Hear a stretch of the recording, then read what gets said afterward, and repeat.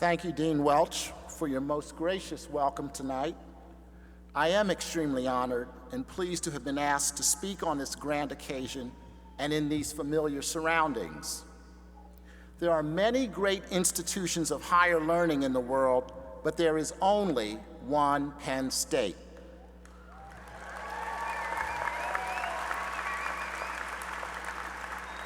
It is also a special honor to be among the first to congratulate you, the class of spring 2008 in the liberal arts, which Dean Welch assures me is the brightest, the most dedicated, and the best looking in the long history of the College of the Liberal Arts.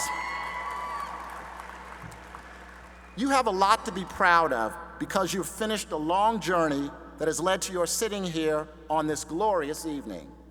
But soon-to-be graduates, I would be remiss in my duties if I didn't acknowledge, as you know better than anyone, that you haven't done it alone. So please join me in a big round of applause for those who've stood by you throughout the years, many of whom are with you today in person or in spirit, your parents, siblings, extended family, friends, former teachers, and of course, the Penn State faculty. Let's give them all a hand.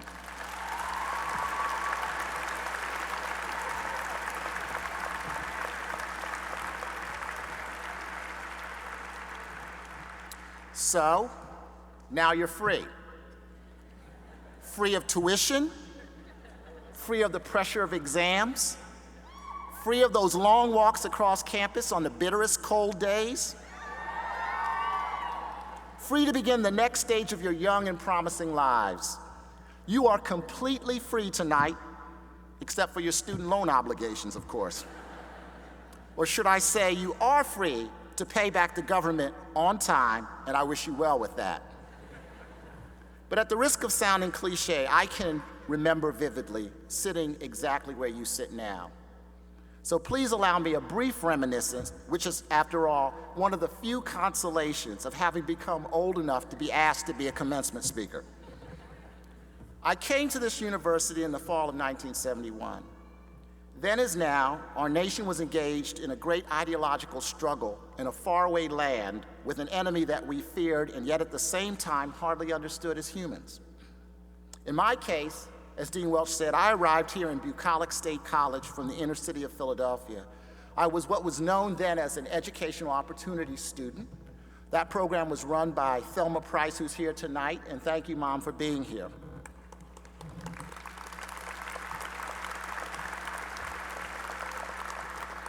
While State College doesn't exactly qualify as an exotic destination, it was, for me, a bit like landing on another planet.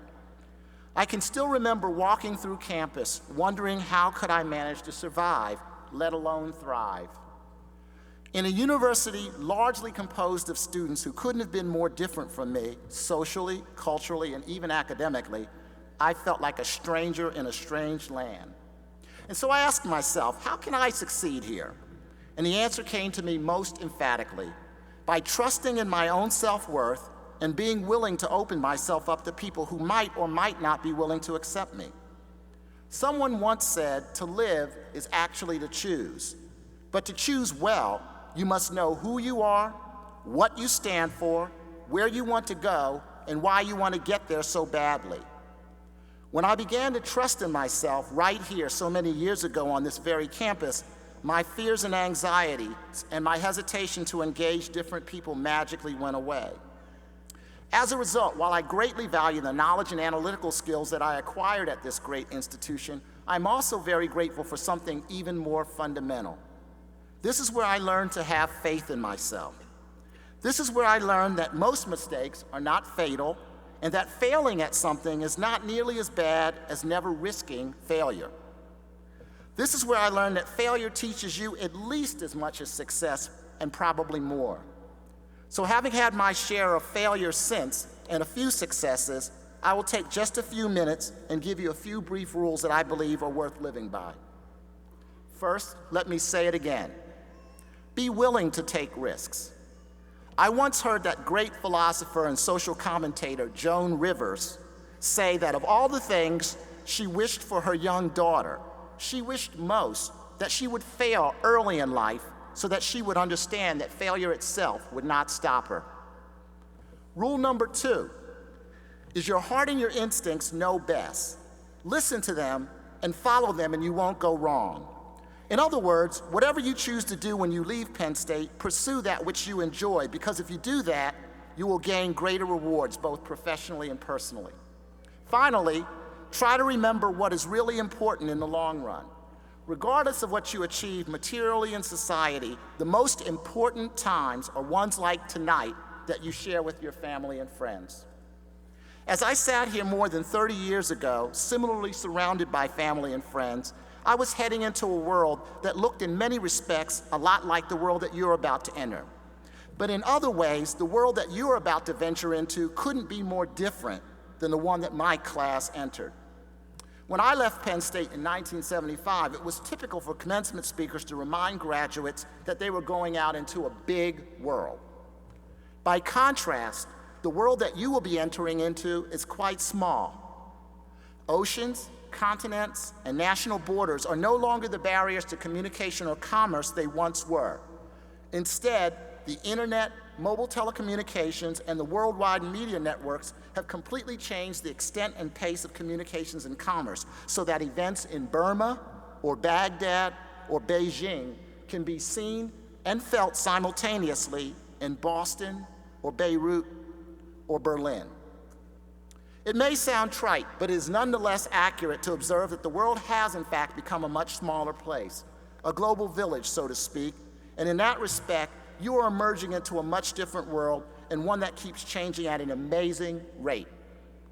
When I left here to attend law school 400 miles away, I never imagined that I would have to connect, collaborate, or compete with people literally halfway around the world. In fact, I thought Boston was halfway around the world. But fast forwarding 33 years, I have responsibility, as Susan said, for global human health at Merck. And in this role, I've observed firsthand the vast differences that exist between the part of the world in which we live, where adequate nutrition, clean water, and reasonably high standards of health care are generally available, and the other part of the world actually inhabited by the majority of humanity, where countless infants die needlessly before their first birthday because they lack access to clean water, adequate nutrition, vaccinations, or other basics of disease prevention. The sad, simple fact is that each year, millions of children die from diseases that long ago were rendered harmless in the developed world. Diseases like measles, malaria, pneumonia, smallpox, and yellow fever.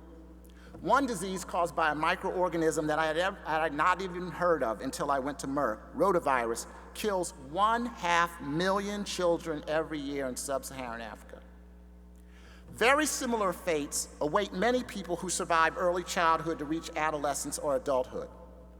We'll all remember that in the Middle Ages in 1348 and 1349, the Black Death killed perhaps half of the population of Europe. As horrible as that was, the plague came and went in those 2 years. But back then, like after an earthquake or natural disaster, the population was able to regroup and move forward. Indeed, by the end of the 14th century, the Renaissance had begun. But that's not the case with HIV/AIDS, the modern plague that goes on decimating whole societies day after day. There may never be a chance for the most afflicted populations to regroup. As healthcare professionals, teachers, government workers, and parents die faster than they can be replaced, HIV/AIDS is destabilizing and destroying the most vulnerable society and people in the world. The challenges we face with widespread humanitarian disasters like AIDS are so great that we're sometimes inclined to turn away because we believe they are impossible to fix. But as the writer F. Scott Fitzgerald once wrote, the mark of a first-class intellect is the ability to keep two conflicting ideas in mind at the same time, such as, this is an impossible situation, and here is how we're going to go about fixing it. Let me make a confession. I am part of a generation that believed that we were going to change the world based on our smug confidence that we were the most highly evolved, peaceful, altruistic, tolerant, self-aware, and rational group that ever had ventured out into a world so collectively in need of our enlightenment. Well, you may have noticed that we didn't quite solve the world's problems, War, environmental degradation, hunger, disease, intolerance, and oppression still exist. But when I look at the faces of this class, I'm filled with optimism that we can take on the world's biggest challenges, even though many have grown skeptical and cynical. Many now claim that there's just no hope. Some would say inequity has been with us since the beginning of time and will be with us until the end. I wish those naysayers could look at you, some of the best minds in the world. So my request to you is this: as you head off into the vast promise of your future, whether it is to continue your studies at higher levels or to begin building your careers and professions, maybe your families or social networks, remember to leave some room in your minds and your hearts to focus on improving the lives of those both in need in the U.S. and the rest of the world. It is said that from those whom much is given, much is expected. When you consider what all of us here today have been given in talent, in privilege, in opportunity, in life's expectations for the better things, there is almost no limit to what the world has a right to expect in return from us. So be willing to spend some of your personal power and energy caring about and acting upon the issues that matter, the deep inequities of freedom, of security, of health, of nutrition, and of education. Because you are so rich in talent, I hope you will start sooner and carry on longer.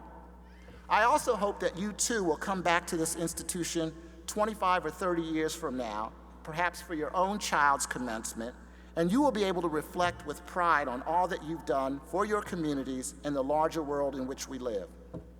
In closing, I'll say that again, in closing, I want to thank you deeply for the opportunity to share a few thoughts with you on this, one of the most special occasions in your lives. Recognizing that I'm pretty much the last thing standing between you and your diplomas, I really appreciate your generous listening and attentiveness. Everyone here can see that Penn State has produced a class of future leaders and high-quality people. Tonight you stand at an invisible yet critical borderline in your life. Behind you is what you've known for the past 4 or 5 years, all the old haunts where you hung out with your friends, where your professors instructed you, and before that, where your parents nurtured you. In front of you stands a less-known vista called the future. Only you stand between whatever binds you to your past and whatever you choose to bind you to your future. My heartiest congratulations go out to each of you for all that you've achieved, and I wish you the very best of luck in your future endeavors. Thank you.